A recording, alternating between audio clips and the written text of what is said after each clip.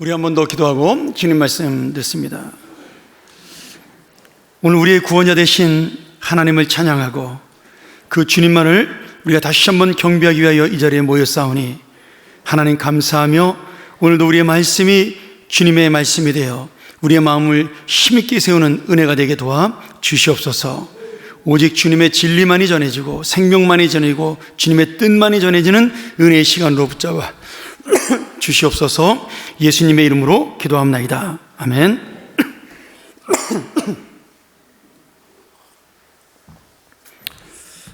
죄송합니다. 이 날씨가 차가워지면서 제가 갑자기 또 기침이 나오네요.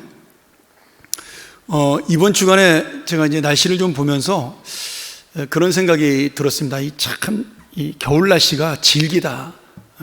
끝날 것처럼 하면서 끝날 것처럼 하면서 꽃샘추위로 우리를 괴롭히고 있는, 오늘 아침까지도 굉장히 쌀쌀한 날씨였는데 아마 오늘로 마지막이 아닐까 그렇게 한번 생각을 해보게 됩니다. 그런데 제가 이 날씨를 생각을 하다가 가만히 우리의 죄에 대해서 생각을 해봤습니다. 우리의 죄와 욕심도 참 날씨보다 더 질기다. 이걸 끊어버리고 싶은데 이것이 끝까지 우리를 또 괴롭히고 내 마음을 바꾸지 못하게 하고, 그런 모습을 보면서 우리의 죄와 욕심도 오히려 날씨보다도 더 질긴 게 아닌가, 그런 생각을 해보게 됩니다. 오늘 우리가 이 요한복음 7장을 보면서 여러 가지로 생각해야 될 부분이 있는데요, 얼마나 우리의 악한 욕심이 우리를 사로잡고 있는가, 또 그것을 끊어내기가 얼마나 힘든가를 이 말씀을 통해 살펴볼 수가 있습니다. 우리는 지금까지 예수님의 표적을 4가지 정도 살펴봤죠. 2장에서 물을 포도주로 만든 사건, 4장에서 왕의 신하의 아들을 고친 사건, 5장에서 38년 된 병자를 고친 사건, 그리고 6장에서 오병이어의 표적, 이렇게 해서 4가지의 표적이 일어난 것을 볼 수가 있었고, 이 7가지의 표적 중에 4가지로 인해서 예수님이 굉장히 유명해진 그런 사건이 되었습니다. 예수님은 그리고 요한복음 6장에서 이 오병이어의 기적을 일으키신 다음에 자기를 찾아왔던, 그리고 왕으로 세우려고 했던 사람들에게 내가 생명의 떡이라고 말씀하시면서 하나님의 아들이요 메시아임을 선포했지만, 이 세상의 욕망 속에 세상에 떡을 원했던 사람들은 이 예수님의 말씀을 이해하지 못했습니다. 아니, 이해하지 못한 게 아니라 알아들었지만 자신의 욕심을 포기할 수가 없었던 거죠. 결국 많은 사람이 그들이 원했던 육신의 양식 또는 이 세상의 좋은 것들을 예수님이 주지 못할 것이라고 생각을 하게 되고 예수님을 떠나게 됩니다. 그리고 오늘 말씀에 예수님은 그 떠나간 사람들과 헤어져 제자들만 데리고 원래 말씀을 전했던 갈릴리로 돌아와서 6개월 동안 하나님의 복음을 전하게 됩니다. 물론 이 갈릴리에서도 예수님의 소문이 퍼지기 시작을 했습니다. 그리고 오늘 말씀에 유대인의 명절인 초막절이 가까이 왔을 때 예수님의 동생들이 예수님을 찾아왔다, 그가 유명해졌다는 소식을 듣고 예수님을 만나러 왔다라고 기록을 하고 있습니다.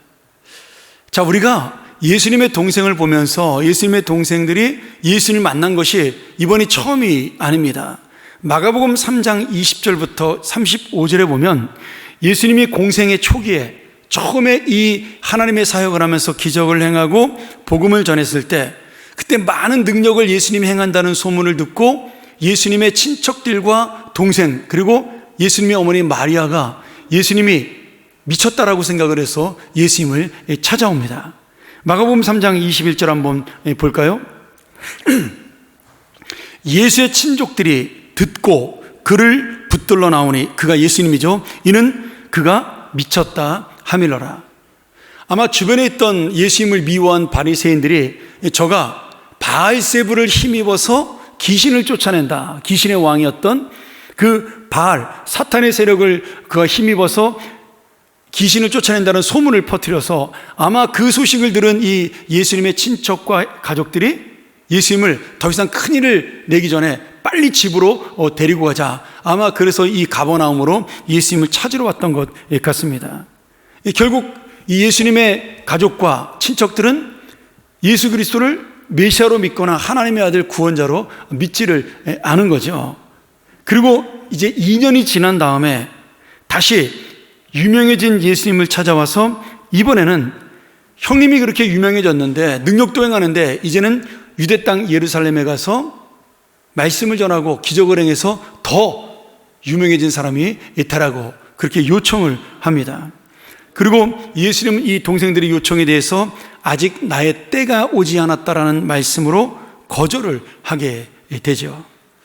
오늘 저는 이 말씀을 통해서 예수님께서 큰 도시로 나가서 이름을 날리라고 말씀하는 형제들의 그 요청, 그것을 거절한 이유와 또 동생들이 떠난 다음에 말씀하시지 아니하고 예루살렘에 가시는 이유, 그것을 한번 비교하면서 살피고, 그리고 예수님이 말씀하신 나의 때, 그 때와 우리가 원하는 때, 또 주님이 원하시는 하나님의 뜻과 우리가 원하는 뜻은 무엇인가, 한번 이 말씀을 통해 은혜를 나누도록 하겠습니다.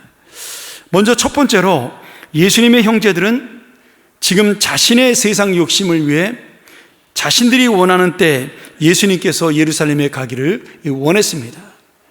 오늘 말씀해 보니까 지금 유대인의 명절인 초막절이 가까이 왔다 이렇게 말을 하죠. 유대인의 명절을 우리가 3대 명절로 7대 절기가 있는데 그 중에 가장 유명한 것이 3대 이 명절입니다.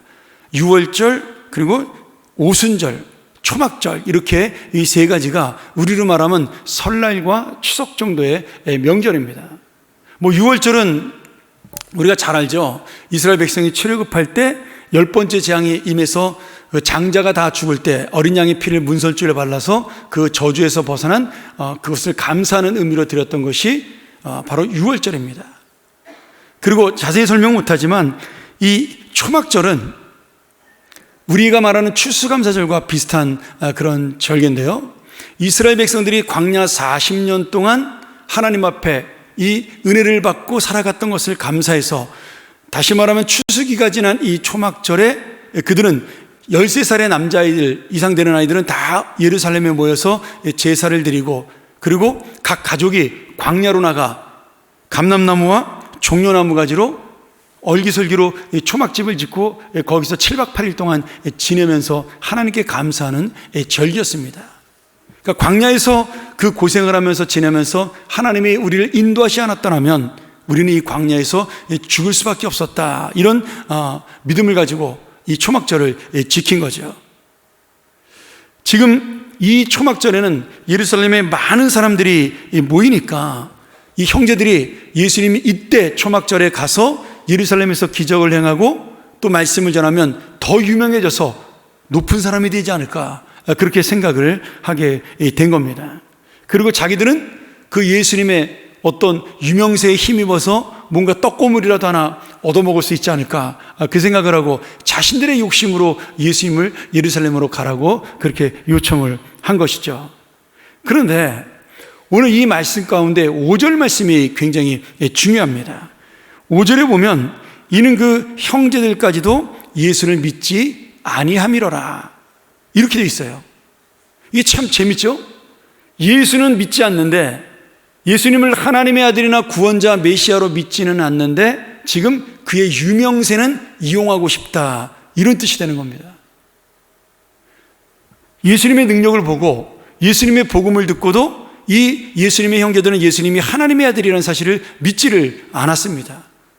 이들이 예수님을 하나님의 아들로 믿게 된 것은 예수님이 부활하신 다음에, 그 다음에서야 예수님을 하나님의 아들로 믿게 됩니다.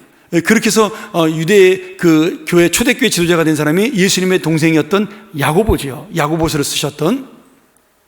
지금 이 순간에는 예수님의 동생들은 예수님의 기적만 보고 그리고 그 유명한 말씀만 듣고 믿지는 않은 겁니다.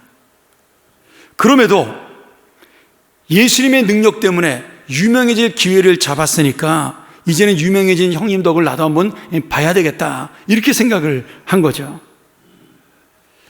지금 예수님의 동생들은 이 초막절 때에 예수님의 유명해질 때를 원했고, 세상의 욕심, 예수님의 유명세를 힘입어서 내가 잘되고자 하는 내 뜻을 이루기를 원했습니다. 그러면서 예수님을 지금 바라보면서 있는 거죠.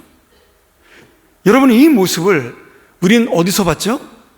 요한복음 6장에 오병이어의 기적이 일어난 다음에 예수님을 찾아왔던 수많은 군중들을 통해서 봤던 모습과 똑같습니다. 그들 역시도 예수님이 하나님의 아들임을 믿기보다는 그분을 왕으로 세워 그분의 기적과 그분의 능력으로 배부른 인생이 되기를 원했던 그러한 군중들의 욕심과 지금 예수님의 그 동생들의 욕심이 똑같은 모습으로 우리에게 보여주고 있는 겁니다. 아마도 예수님은 이 동생들의 요청을 거절하시면서 굉장히 마음이 아프고 안타까웠을 거예요. 야, 동생들마저 나를 믿지 않는구나. 아니, 오히려 가족이기 때문에 더 예수님이 믿어지지 않는 거죠. 아니, 저 형님 나랑 옛날에 어렸을 때 뭐 못 볼 거 보고 다 보고 자란 사람인데 뭔가 새로운 게 무슨 특별한 것이 있느냐? 어떻게 하나님의 아들이 되겠느냐? 그런 이 당신의 형제들을 바라보면서 예수님은 그 마음의 안타까움을 가지고 있었을 거예요. 오늘 여러분, 우리는 어떨까요? 우리도 예수님의 동생들처럼 예수님을 잘 알고 그 능력도 보았고 경험했고, 그리고 이 자리에 그 예수님을 믿으면서까지 앉아 있는데, 우리는 이 동생들처럼 예수님에게서 영원한 생명의 떡이 아니라 세상에 배부를 떡을 원한다면 예수님이 우리를 보면서 우리는 어떻게 생각하실까요? 아마 더 안타까워하지 않을까, 그렇게 생각을 합니다.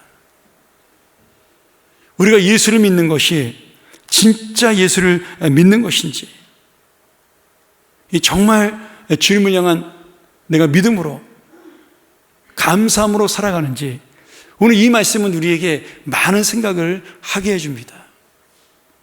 예수님을 가장 잘 알았던 동생들도 예수님을 욕심으로 이용했다는 사실, 어쩌면 오늘 우리가 진정 예수 그리스도를 구주로 믿으면서도 예수님의 뜻이 아니라 내 뜻이 이루어지기를 원하고, 예수님의 비전이 아니라 내 야망이 이루어지기를 원하며, 또 주님이 원하는 때 하나님의 그 뜻이 이루어지는 것이 아니라 내가 원하는 때 모든 것이 이루어지기를 원하는 우리의 욕심과 우리의 야망과 우리의 열망이 있다라는 사실입니다.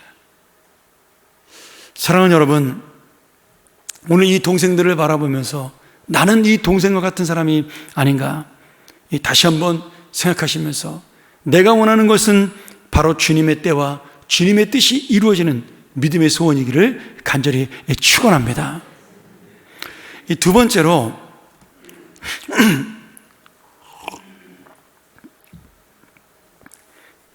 예수님께서는 하나님의 뜻을 이루기 위해서 하나님이 원하시는 때에 예루살렘에 가시기를 원했습니다. 6절을 보면 예수님이 이렇게 말씀하셔요. 예수께서 이르시되 내 때는 아직 이르지 아니하였거니와 너희 때는 늘 준비되어 있느니라, 이렇게 말씀하셔요. 이 말이 조금 복잡한데 제가 자세히 설명할 수 없지만, 예수님이 예루살렘에 올라가서 지금 죽을 때가 되지 않았다라고 말씀하시는 겁니다. 그러나 너희들에게는 언제든지 구원받을 때가 준비되어 있다, 이렇게 말씀하시는 거죠. 자, 그런데 여기서 아주 진짜 놀라운 장면이 나와요. 10절에 보면 이렇게 돼 있어요. 그 형제들이 명절에 올라간 후에 자기도 올라가시되 나타내지 않고 은밀히 가시니라. 아니, 분명히 동생들이 올라가자 그랬을 때 거절했는데, 이제는 동생들이 떠난 다음에 동생들과 똑같이 동생들이 원했던 대로 이 초막절 명절에 예루살렘으로 예수님이 혼자 올라가시는 거예요. 다른 사람들은 모르게.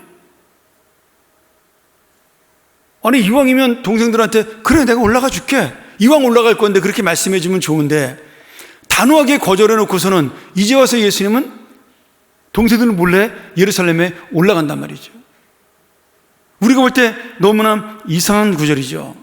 그런데 이 말씀의 의미를 잘 보면 바로 주님의 때가 언제인지, 또한 하나님의 뜻이 무엇인지를 보여주는 굉장히 의미 있는 말씀입니다.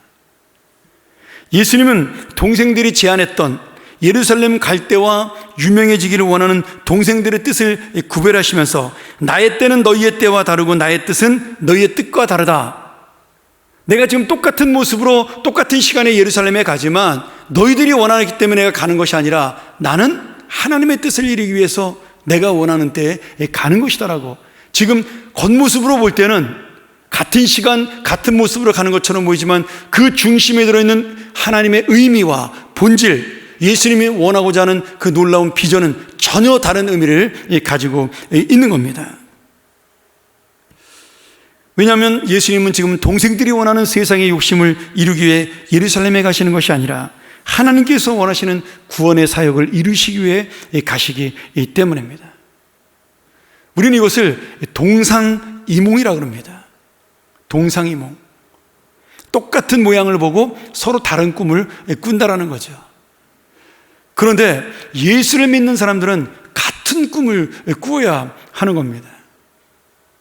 우리가 똑같은 예수님의 은혜로 구원을 받았고 그 사랑으로 이 자리에 앉아 있다면 우리는 이 믿음으로 같은 비전, 같은 꿈을 가지고 하나님 앞으로 나아가야 한다라는 거죠. 그런데 우리가 살아가는 신앙생활과 우리의 모습도 참 이런 부분에서 우리가 고민을 해봐야 하는 겁니다. 예수님의 형제들도 같은 가족이니까 예수님을 쉽게 생각하고 그렇게 편하게 자기의 욕심을 채우려고 한 겁니다. 예수님을 잘 알기 때문에 그것이 예수님을 위하는 길이라고 생각하면서 이야기를 한 것으로 보여요. 그런데 그 동생들의 마음에 있는 내면의 진실을 돌아보면 거기는 뭐가 있어요? 내 욕심을 채우고 내 만족을 채우는 모습이 거기에 있다라는 거예요. 여러분, 똑같습니다. 내가 마찬가지로 신앙생활을 오래 했기 때문에 교회를 잘 알고 교회를 위해 열심히 일하고 하나님의 그 소망을 이루기 위해 내가 열심히 사역한다, 그렇게 생각을 할 수 있지만 오늘 여러분, 이 열심히 하나님의 뜻이 아니라는 거예요. 저는 그래서 물론 열심히 하는 신앙생활이 중요하지만 더 중요한 건 주님의 중심을 하는 진실한 신앙생활이 훨씬 더 중요하다라고 믿습니다. 오히려 주님이 원하시는 뜻대로 가기 위해 열심히 하는 것이 아니라 내 만족과 내 기쁨을 채우기 위해 열심히 예수님을 쫓는다면 우리는 오병이어를 보고 쫓아왔던 군중들이나 지금 예수님의 유명세를 보고 쫓아온 동생들과 다를 바 없다라는 거죠. 그래서 우리의 중심에 하나님의 뜻, 곧 예수님의 마음처럼 하나님의 나라와 구원 사역에 대한 마음이 없다면 예수님의 동생들처럼 우리의 마음은 욕심을 이루는 열심으로 나아갈 수밖에 없고 오히려 이 열심이 우리 주님의 뜻을 막을 수가 있습니다. 동생들이 막고 제자들이 막잖아요. 베드로가 예수님을 막았잖아요. 십자가 지시면 안 된다라고.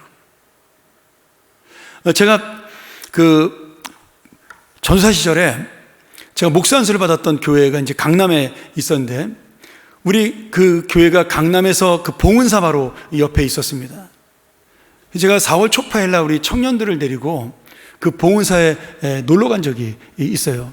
죄송합니다. 전사님이 청년들이고 절에 갔다 그러니까 좀 이상한데 제가 그 청년들 리더를 데리고 새가족부 교육을 시키러 간 적이 있습니다. 그러니까 제가 이제 절을 이렇게 쭉 돌아보고 정말 많은 사람이 오고 거기에 그 불경을 외우는 사람, 근데 그 주지스님 말씀 진짜 잘 전하시더라고요. 그리고 그 불상 앞에 절하는 사람, 수도 없이 많은 사람들이 왔다 갔다 하는데 우리 청년들 얼굴을 이렇게 보니까 애들이 얼굴이 다 딸딸함해가지고 이렇게 어색한 표정이에요. 다 평생 처음 절에 왔을 거 아니겠습니까? 그래서 내가 이제 주지스님 말씀도 한 2, 3분 들어보라 그러고 또 거기서 불경을 외우는 그 스님들 모습 좀 보라 그러고 또 법당에서 그 108배 절을 하는 그분들 얼굴 좀 보라 그러고 이렇게 쭉 돌아본 다음에 1시간 정도 제가 그 봉사가 되게 넓어요. 그래서 저쪽에 한쪽 구석에 이렇게 돌멩이 앉아있는 곳에 앉아가지고 야 너희들 여기 오니까 어떠냐? 근데 청년들이 목사님 이 분위기가 적응이 안 됩니다. 막 그 얘기를 하더라고요. 그래서 제가 그렇게 얘기했어요. 지금 너희들이 갖고 있는 그 어색함, 그 분위기 적응 안 되고 빨리 집에 가고 싶은 마음, 그게 바로 우리 교회 처음 온 새가족이 느끼는 마음이다. 여러분, 예수를 처음 믿는 사람이 우리 교회 오면 똑같아요. 우리가 부르는 찬송 소리를 듣고 이 사람들이 무슨 노래를 하는 건지, 일부 예배 때는 또 우리 또 더더더나 막 열정적으로 찬양하잖아요. 그러면 속으로 이 광신도들 아닌가 또 이렇게 오해할 수도 있지 않겠습니까? 그 사람들이 막 기도하는데 아멘 하는데 이건 또 뭔 소리인지, 그게 이 교회를 처음 온 사람들의 감정이에요. 그래서 우리가 그분들의 마음을 잘 이해를 해야 됩니다. 나는 교회를 오래 다녔기 때문에 괜찮다, 난 뭐든지 잘 알아, 익숙해, 이런, 그게 가장 이기적인 신앙이에요. 새로운 사람에 대해서 관심을 가지고 교회를 잘 모르는 사람에 대해서 설명해 주는 것, 그것이 중요합니다. 어쨌든 간에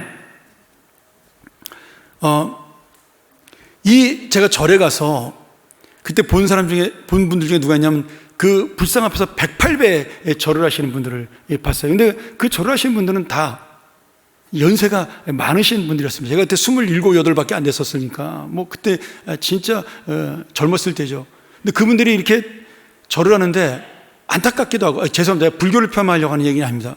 우리가 흔히 그것을 불상을 우상이라고 얘기하잖아요.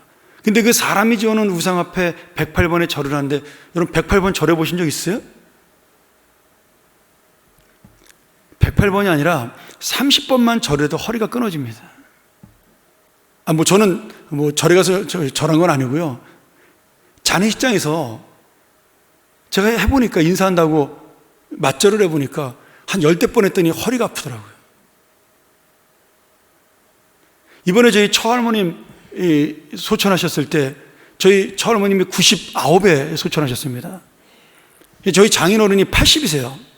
18살에 큰아들을 낳으셔가지고, 그 80 노인이 상주가 돼가지고 그 하는데 제가 부탁을 했어요. 작은 아버님하고 아버님들이 다 70대 중반서부터 80이니까 절대로 맞절하지 마시라. 오시면은 빨리 고개 숙여가지고 맞절하기 전에 절하지 못하도록 하라고. 맞절 10번만 하시면 아버님이 장례 못합니다. 내가 그랬더니, 아니 한 번 맞절하더니 못 일어나시더라고요. 허리 아프다고. 근데 여러분, 자기의 소원을 이루기 위해서 108번의 절을 하는 걸 보면서요, 제가 감동을 했어요. 그 헛된 우상 앞에도 내 소원과 내 욕심을 이루기 위해, 그 자녀가 잘 되기를 원하고 건강하시기를 원하는 그 마음으로 정말 죽을 힘을 다해 108번을 앉았다 일어나는 것을 보면서요, 자, 이게 자신이 잘 되기를 원하는 열심이라는 것은 정말 대단한 거구나, 제가 그 생각을 했습니다. 근데 그 안에 뭐가 있는 거예요? 욕심이 있는 거잖아요. 내가 잘 됐으면 좋겠다, 내 소원이 이루어졌으면 좋겠다. 근데 우리가 별다르지 않습니다. 내가 주님 앞에 열심히 일하는데 거기에 주님의 뜻과 주님의 때, 그것을 생각하지 않는다면 나도 별다른 사람이 아니라는 거예요. 하나님, 내가 이렇게 간절하게 주님의 그 뜻을 구하는데 왜 내 뜻이 이루어지지 않고 내 소원이 이루어지지 않습니까? 지금 이 정도 됐으면 이때는 내가 원하는 것이 이루어져야 되지 않나요? 우리가 그렇게 내가 원하는 것을 이루기 위한 뜻과 때를 위해 기도한다면 나 역시도 지금 예수님의 동생 그리고 군중들과 같은 사람이 될 수밖에 없는 거죠. 여러분, 사실 우리가 생각하는 때는 어떤 때가 가장 좋은 때예요? 내가 가장 잘 나가는 때가 가장 좋은 때입니다. 사람들은 그 때를 놓치지 않으려고 합니다. 그런데 우리가 믿음으로 바라볼 때 그 잘 나가는 때가 꼭 좋은 때는 아닌 거죠. 지금 이 때를 놓치면 안 되기에 앞만 보고 달리며 열심히 살았고 그 결과 원하는 많은 것을 이룰 수가 있었어요. 그런데 성공과 출세를 위해 달려왔는데 그것을 이루고 나니까 우리가 더 중요한 것을 이룰 수가 있습니다. 가족을 이룰 수 있고 친구를 이룰 수 있고 건강을 이룰 수도 있는 거죠. 저는 이제 우리 5월달이 되면 가정의 달 될 텐데요, 저는 5월달이 되면 제가 그 몇십 년 전에 읽었던 그 김정현 씨가 썼던 아버지라는 소설을 제가 많이 생각합니다. 여러분 꼭 한번 읽어보셔요. 예전 베스트셀러지만 우리 한 번쯤은 젊은 사람이든 연세 드신 분들은 다 한 번쯤은 읽을 만한 저는 소설이라는 생각이 들어요. 거기에 보면 가족을 위해 평생을 헌신한 아버지의 이야기가 나와요. 아침부터 저녁까지 우리 아버님 세대, 저희 세대까지 그렇지 않습니까? 지금이야 52시간 때문에 일찍 퇴근하지만 저희가 회사 다닐 때 언제 상사가 퇴근하기 전에 먼저 일어나는 경우가 어디 있어요? 그리고 젊은 시절을 다 보내왔잖아요. 밤낮 없이 일하고. 그런데 그렇게 가족을 위해 일을 하고 자녀를 위해 일을 했는데 내가 나이가 들어보니까 그 일하느라고 열심히 해가지고 가족들하고 대화를 못해서 명절이 됐는데 아이들이 나만 빼고 노는 겁니다. 그 아버지라는 소설에 나온 장면이에요. 회사를 퇴직해서 어느 날 몸이 안 좋아서 병원에 갔더니 암에 걸려서 시한부 인생이 됐는데 그것을 누구에게 편하게 얘기할 수 있는 가족이 아무도 없는 거예요. 나는 죽으라고 살아왔는데 저들을 위해서 저들은 나에게 관심도 없고 나는 너무나 외롭고 고독한 거예요. 그게 우리 아버지들의 일생이었다라는 거예요. 물론 지금 젊은 사람들은 그렇지 않게 사니까 그 소설이 와닿지 않을지도 모르지만 저희 세대는 충분히 그것을 이해하는 말씀이잖아요. 근데 여러분, 그분이 그렇게 해서 안타깝고 불쌍하지만 그렇게 죽어가지만 그래서 그분이 옳은 인생이거나 그분이 잘 살았던 인생이라고 우리는 말할 수가 없는 겁니다. 불쌍한 인생인 거죠. 제가 목회를 하면서 그런 분들을 만난 적이 몇 번 있습니다. 목사님, 제가 이렇게 해서 이 세상에서는 이름도 좀 얻고 성공도 하고 그랬는데 이 돌아보니까 내가 정말 그것이 아무것도 아닌데 그 헛된 인생을 위해서 내가 열심히 달려나가느라고 정말 중요한 것을 놓치고 사는 것 같습니다. 그런 고백하는 분들을 만날 수가 있었어요. 아니, 우리 교회도 있습니다. 내가 죽어라고 앞만 보고 달려왔는데 남들은 그래서 나를 부러워하기도 하고 성공이라고 생각해서 뒤돌아봤는데 내가 주님 앞에 남긴 것이 아무것도 없는 거예요. 내 인생은 너무나 공허한 겁니다. 여러분, 이것이 어쩌면 우리가 원했던 뜻이 이루어지는 것이고 내가 생각하는 가장 좋은 때가 닥친 거예요. 그런데 그때가 왔더니 그 뜻이 이루어졌더니 나는 너무나 외로운 겁니다. 사랑하는 여러분, 열심히 사는 것 자체가 죄는 아닙니다. 열심히 신앙생활하는 것 저도 너무나 좋아하는 귀한 일이죠. 그러나 그 열심히 나도 모르는 사이에 예수님의 때와 예수님의 뜻을 막는다면 그것은 죄가 되는 겁니다. 말씀을 정리하죠. 제가 이 말씀을 보다가 가만히 생각을 해봤어요. 그런데 하나님께서 그런 마음을 주시더라고요. 나의 때가 아닌 하나님의 때를 보여주고 나의 뜻이 아닌 하나님의 뜻을 보여주는 그 모습을 가장 잘 보여주는 것이 성경이 어디냐? 광야에서 살았던 이스라엘 백성들의 불기둥과 구름기둥을 따라가는 삶이었어요. 이스라엘 백성은 광야의 그 40년 동안 이 불기둥과 구름기둥을 따라 살았습니다. 그들은 가고 싶을 때 가지 못했어요. 그 불기둥과 구름기둥이 움직여야 밤이든 낮이든 그들도 함께 움직일 수 있었습니다. 반대로 내 마음이 멈추고 싶다고 해서 멈출 수 있는 것이 아니라 그 불기둥과 구름기둥이 멈춰야 그곳에 텐트를 치고 쉴 수가 있었습니다. 광야 40년 동안 이스라엘 백성이 원했던 것은, 그들의 뜻은 가나안 땅을 빨리 들어가는 것이었지만 하나님께서는 40년 동안 그들을 광야에서 머무르고 기다리게 하셨어요. 여러분, 근데 저는 이 말씀을 기억하면서 그런 마음을 하나님이 주셨어요.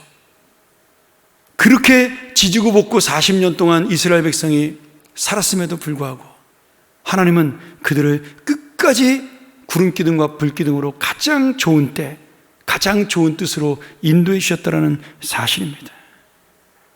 이스라엘 백성들은 그것을 모르고 싸우고 불평하고 원망하고 하나님 앞에 대들고 죄를 짓고 그러면서 그 40년을 끝도 없이 자기들은 정말 나름대로 지지고 볶고 살았어요. 근데 하나님은 그런 안타까운 모습을 보면서도 한 번도 이스라엘 백성을 놓치지 않으셨던 거예요. 그리고 모세가 죽고 여호수아가 가나안 땅에 그들과 함께 들어갔을 때 하나님이 가장 그 좋은 때에 하나님이 가장 원하신 그 뜻이 그 가나안 땅에서 이루어지게 된 것이죠. 사랑하는 여러분, 우리의 삶도 마찬가지입니다. 내가 이루고 싶은 때가 하나님의 때가 아닐 수 있습니다. 내가 원하는 소원과 뜻이 하나님의 소원과 뜻이 아닐 수도 있어요. 그것이 이루어지지 않고 그때가 오지 않아서 내가 낙심하고 실망할 때도 있습니다. 저도 그런 때가 있었어요. 그런데 놀라운 건 예수님의 동생들이 욕심을 부리던, 제자들이 예수님의 뜻을 이해하지 못하고 높은 자리에 차지하려고 하던, 군중들이 예수님을 떠나던, 아니면 바리새인들이 예수님을 죽이려고 하던 하나님의 때, 주님의 뜻, 그것은 반드시 이루어지고 있다라는 거예요. 그리고 그 주님의 때와 주님의 뜻으로 인하여 오늘 우리가 이렇게 하나님의 구원의 은혜를 맛보고 살고 있는 것입니다. 오늘 여러분, 우리가 이 주님의 때와 뜻을 깨닫고 사는 것이 쉬운 일은 아닙니다.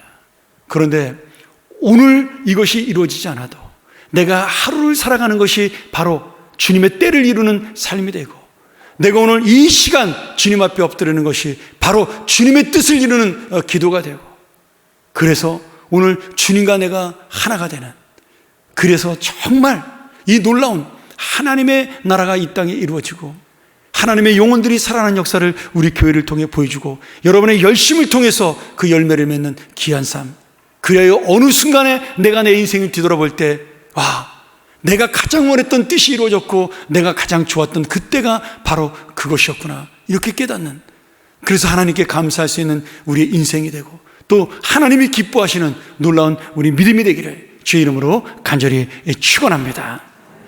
우리 함께 기도하시겠습니다. 오늘 여러분 이 말씀 기억하면서 함께 기도하기 원합니다. 하나님, 주님의 때는 도대체 언제 오는 것인가요? 내 문제는 어느 때, 내 아픔은 어느 때 해결해 주시나요? 내가 원하는 내 소원, 내 뜻은 언제 이루어 주시나요? 오늘 여러분, 우리가 주님의 은혜를 알고 주님의 뜻을 믿는다면 다시 한번 오늘 주님 앞에 기도하기를 원합니다. 주님이 가장 선한 길로 인도하실 줄 믿습니다. 가장 주님이 선한 때를 우리에게 허락하실 줄 믿습니다. 주님이 가장 선한 때를, 뜻을 우리에게 주실 줄 믿습니다. 오늘 같이 한번 이 시간 주님 앞에 이 고백하는 기도를 드리도록 하겠습니다. 함께 기도합니다.